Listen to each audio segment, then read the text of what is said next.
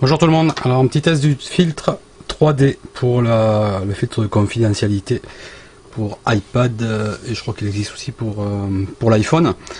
Donc je l'ai reçu, je l'ai installé, donc ça c'était la pochette, c'est livré avec un petit chiffon et puis une petite raclette pour l'installer. Donc je l'ai installé ici sur mon iPad, donc vous voyez, vous pouvez le voir là, hein, j'ai un iPad blanc, maintenant le contour est noir.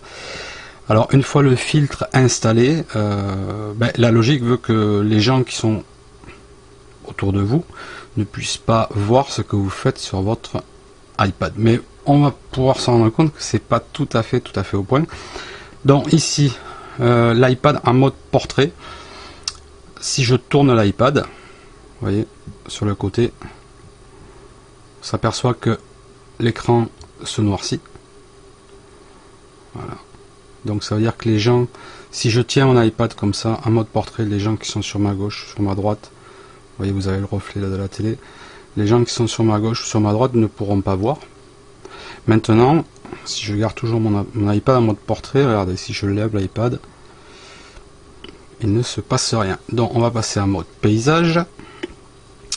Alors là, en mode paysage,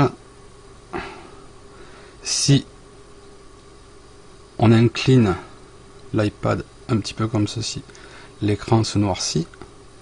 Dans l'autre sens, pareil. Par contre, en le tenant en mode paysage, sur la gauche, sur la droite, regardez, il ne se passe pas grand chose. Voilà.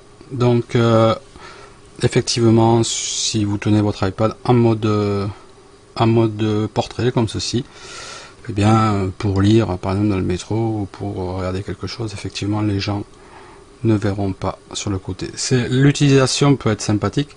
Maintenant, on s'aperçoit vite des limites du filtre de confidentialité. Voilà. Ah, ciao, bonsoir.